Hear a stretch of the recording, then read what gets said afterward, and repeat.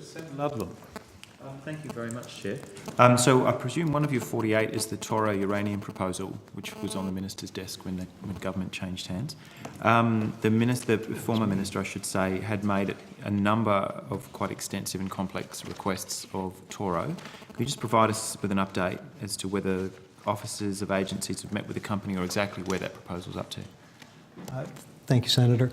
With respect to Toro's proposal, because it is not a large coal or coal seam gas project, it was not subject to the water trigger, so it was not in that package of decisions. It's out of scope. Okay, but it is still on the Minister's desk? At this point, that project's been approved. No, it has not. It was approved, but only the Minister had not signed off until quite a large number of conditions had been met, and they had not yet been met. So the EPBC principal approval has been provided. However, as you're pointing out, Senator, if I understand your question correctly, there are a number of management plans that are required at different stages as that project proceeds, and those are indeed with the department as part of the post-approval process. So if you're looking for a specific update on where those are at, then we can walk through that. Can you provide? We're very short of time. Could you provide us just on notice with which management plans and how many of those conditions have been met thus far, because there were to be no ground disturbing activities, for example.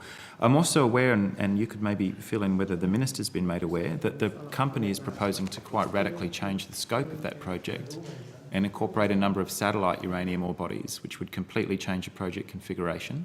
Have you been notified formally of that change of scope? Senator Tony Bickwood, I'm Acting Assistant Secretary for North West Offshore Assessment Branch. We are aware of the proposals. Our understanding is that the company isn't proposing to change the Wiluna project at this stage, and will incorporate the subsidiary mines within another mining processing plant that it is considering is going through the assessment process. Another plant? There will be I think there's what they've called millipede and centipede proposals. Yeah. Those two ore bodies will be assessed together, and that the assessment will be based on a processing plant at the centipede mine rather than as part of the Wiluna project. Okay, so the company may be telling markets one thing and regulators another, which is a dangerous situation for it to be in if that's the case. My understanding is that there is not a second plant afoot, that those satellite ore bodies would have primary crushing and then the ore would be moved to the proposed Lake Way plant rather than another one, which would completely require, if that being the case, maybe if I could just get your advice, would that require a fresh assessment? That's not really it would certainly change the proposal, and therefore there would need to be an assessment of that part of the proposal. All right. If I understood your colleague correctly, the assessment of uranium mines is being delegated to states, and you're leaving the door open for approvals of uranium mining to also be conducted by states. If these powers go ahead, what will our Environment Minister actually do? What would be left for the Minister to do? Would we even need one? I think that the Environment Minister has a wide range of responsibilities, Senator. He's busy handing them off. He's busy handing them off to the states and territories as we speak. Well, it hasn't happened, and it's a process of negotiation. I can come back with the activities that he does. I'm interested in the activities that he would have on his. Dr. What will he do after these processes are all worked through and everything's been handed back to the states? That's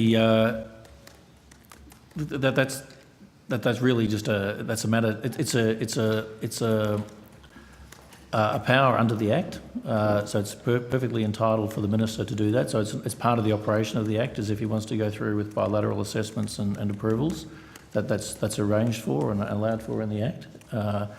I think maybe there are other things around the assurance mechanism, but the Environment Minister has a broad set of responsibilities, Senator, and I'm happy to go through which what they he are. is busy dissolving and delegating out to the states. I'm aware that these responsibilities In exist. order to cut red and green tape and simplify the process and strengthen our economy moving forward and still maintaining environmental standards at the high level that they have been at in the past.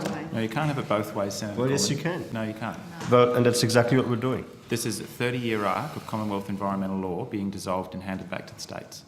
That's how long this has been afoot. So you can't say there'll Maintaining the still be a high standards standard. while making it more efficient so that our economy can grow How do more you think strongly. these powers ended up with the Environment Minister at a Commonwealth level in the first place?